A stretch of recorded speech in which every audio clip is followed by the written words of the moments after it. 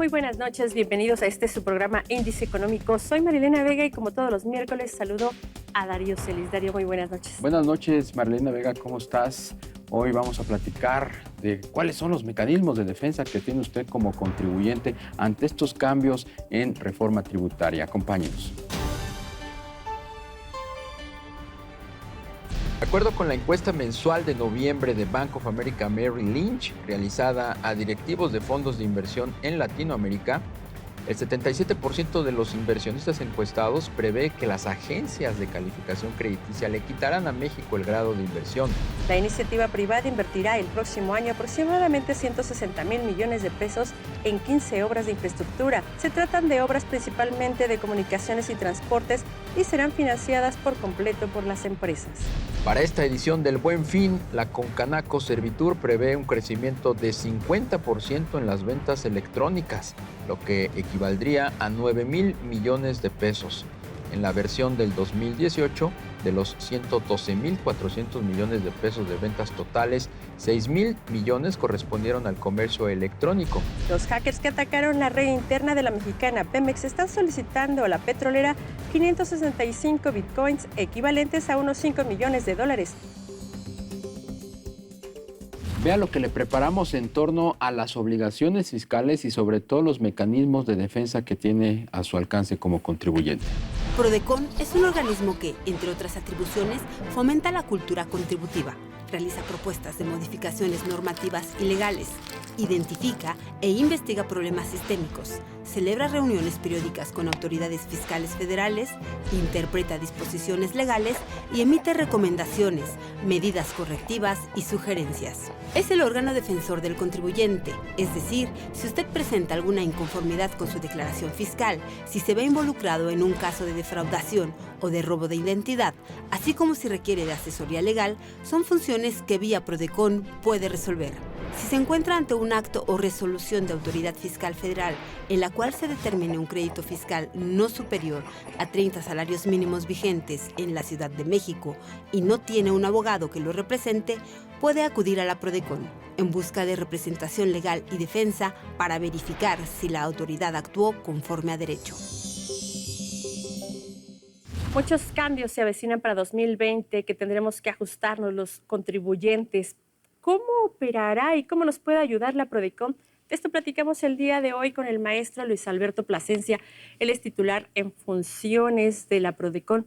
Muchísimas gracias. Muy buenas noches, maestro. Buenas noches, Marilena. Buenas noches, Darío. Hola, buenas noches. Pues muchas gracias por la invitación. Prodecon, ¿cómo va a participar en estos momentos de frente a estos cambios en materia de fiscal que, por supuesto, enfrentaremos para 2020?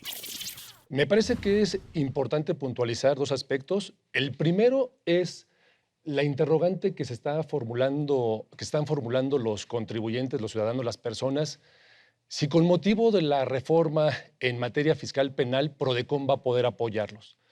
Lo que quiero comentarles es que, en estricto sentido, de acuerdo a las atribuciones que tiene la Procuraduría de la Defensa del Contribuyente, no tiene facultades para intervenir en asuntos de carácter penal. Esta reforma penal fiscal no tiene como propósito el de amedrentar a los pagadores de impuestos para que paguen o haya un tipo de coacción para que los contribuyentes accedan a cuestiones que no tienen que acceder. Y se los explico de otra manera.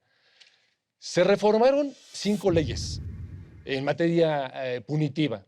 La Ley Federal contra la Delincuencia Organizada, el Código Nacional de Procedimientos Penales, la Ley de Seguridad Nacional, en donde lo que se establece es que, si bien es cierto, van a haber tipos penales y sanciones para personas que actúen en contra de los intereses del fisco federal, para ello se tienen que cumplir con ciertos requisitos o con ciertas consideraciones. No se va a aplicar esta política penal para aquella persona que por un descuido o porque la situación económica en ese momento no le alcanza y no presenta su declaración, ya por esa circunstancia la autoridad lo va a llevar a tribunales. Esta política penal fiscal, por eso considero que es importante informar, está diseñada para aquellas empresas que, como se ha señalado, facturan operaciones inexistentes y están defraudando enormemente al país. Se ha señalado que se tienen detectadas 145 empresas factureras y que esas empresas han defraudado por más de 50,000 millones de pesos. Vuelvo a reiterar, no es que esta política esté diseñada para el contribuyente cumplido, para el contribuyente que está de alguna forma teniendo alguna contingencia fiscal y que por ciertas razones no ha cumplido en tiempo en materia de No sus obligaciones está fiscales. diseñada, pero se los van a llevar entre las patas. Ese es justamente el temor que existe entre los contribuyentes, entre las personas físicas, que por un pequeño error, por alguna omisión, por mínima que sea, pues cae en el ámbito de la persecución a estas empresas a las que tú te acabas de referir y pueden ser criminalizados, aplicarles la prisión preventiva, aplicarles la ley de extinción de dominio por una simple omisión o un error mínimo. Ese es precisamente el gran temor que existe en el gran contribuyente. Es una falacia esto. Si vemos los tipos penales, que es contrabando y su equiparable, defraudación fiscal y su equiparable, la venta, compra y comercialización de facturas, se requieren requisitos que no cualquier contribuyente los cumple. Y te digo, estos tipos penales primero lo que requieren es que haya 3 o más personas, que el monto en el caso de la defraudación o de su equiparable o de la venta de facturas supere los 7,804,000 pesos y que el delito sea calificado. ¿Qué significa esto? Si tú, Darío, por alguna razón, te vuelvo a repetir, no presentaste alguna declaración o no cumpliste con algún compromiso en materia tributaria, por eso la circunstancia, a ti no te aplicarían estas sanciones ni serías sujeto de que la autoridad te llevara a un proceso judicial, porque además la ley lo que dice es, se tiene que calificar la conducta de Darío. ¿Cómo se califica? Que uses documentos falsos, información falsa, que ejerzas violencia física o moral sobre las personas, que tengas una conducta reiterada. De tal manera que solo para ese tipo de contribuyentes es para los que les va a aplicar este rigor del tipo penal. Por eso yo digo, nos falta informarnos. La PRODECON, si bien es cierto, nos va a poder apoyar porque no tenemos competencia, hay una figura jurídica en el ámbito internacional que se llama amicus curia, que es el amigo de la Corte y del Tribunal, en donde ya incluso un tribunal colegiado de la Ciudad de México, del primer circuito en la materia administrativa, que es el tribunal el tribunal colegiado 10º, en la materia que acabo de comentar, ya señaló que es factible que si una persona se encuentra con un problema fiscal, le puede pedir al juez que requiera un órgano especializado, como la PRODECON, para que la PRODECON dé una opinión técnica sobre el particular. ¿Cómo entra a asesorar o cómo entra la PRODECON a proteger a ese contribuyente que no actuó en mala fe, que pudo hacer que no tenía nada que ver con la contabilidad y su contador, pues a lo mejor metió algo que él ni siquiera sabía? Porque hay gente que no tiene ni idea de cómo hacer una contabilidad y no entiende esas cifras o esos números o ese registro de pasa al SAT y regrésame del SAT, todo esto. ¿Cómo entraría PRODECON a apoyar o a ayudar? Muy interesante tu pregunta. Si bien es cierto, PRODECON no va a poder apoyarlos dentro del proceso penal, sí podemos apoyarlos de manera preventiva o correctiva, como bien lo comentas. Los contribuyentes que tienen dudas pueden acercarse a la PRODECON para validar si lo que están haciendo sus asesores, los contadores o los abogados, están dentro de lo que marca la norma. Y es ahí donde PRODECON sí va a poder apoyarlos para brindarles la asesoría. Y es una asesoría, María Elena y Darío, que no solo consiste en la elaboración del escrito o la presentación del aviso o la declaración o una aclaración electrónica, si es el caso que se requiera, sino que PRODECON acompaña al pagador de impuestos, a la persona, durante todo el procedimiento que dure el obtener una respuesta de la autoridad. Y lo más importante es verificar que si la autoridad está ejerciendo algún requerimiento o alguna actuación, se genere siempre dentro de un marco en donde se respeten los derechos de los contribuyentes, porque la PRODECON está para eso, para imponer límites, cuando ve que la autoridad no está actuando dentro de los cauces legales, cuando estamos viendo que la autoridad se está excediendo en lo que marca la ley, no está cumpliendo con los términos que establecen las normas.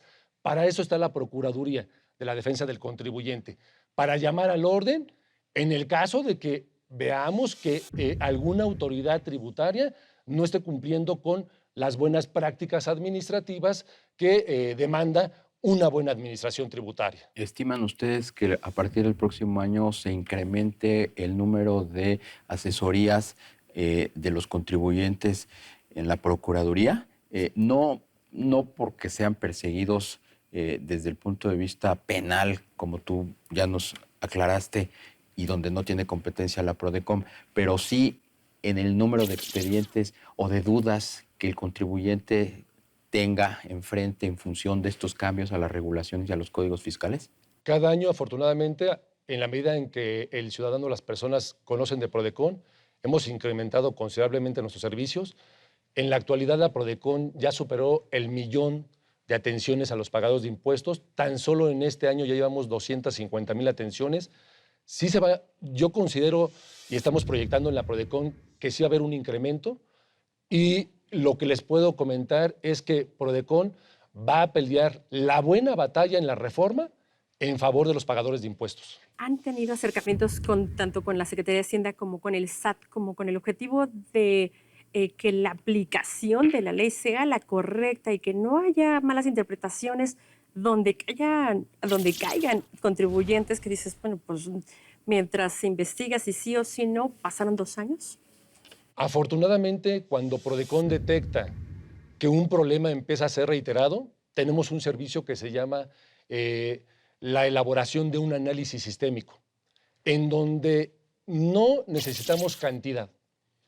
Con 1 o 2 casos que veamos y que esto pueda representar inseguridad jurídica para los contribuyentes, de inmediato lo que hacemos es le notificamos a las autoridades fiscales y lo más importante, María Elena y Darío, es que nos sentamos en una mesa de trabajo en donde ponemos la problemática sobre la mesa.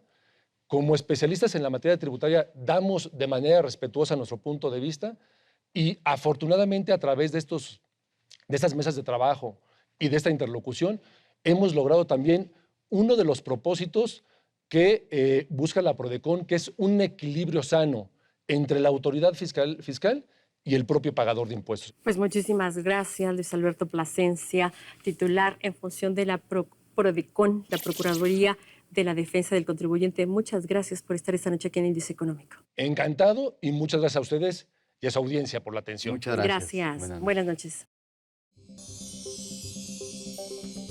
Pues qué bueno saber que contamos con una instancia de protección a los contribuyentes debido pues a que 2020 va a ser un año diferente en donde como pagador de impuestos pues tenemos que estar muy atentos y muy informados. Así es, y mientras entra estas nuevas reglas, esta nueva forma de operar en materia fiscal, de verdad hay que estar muy de la mano con PRODECON.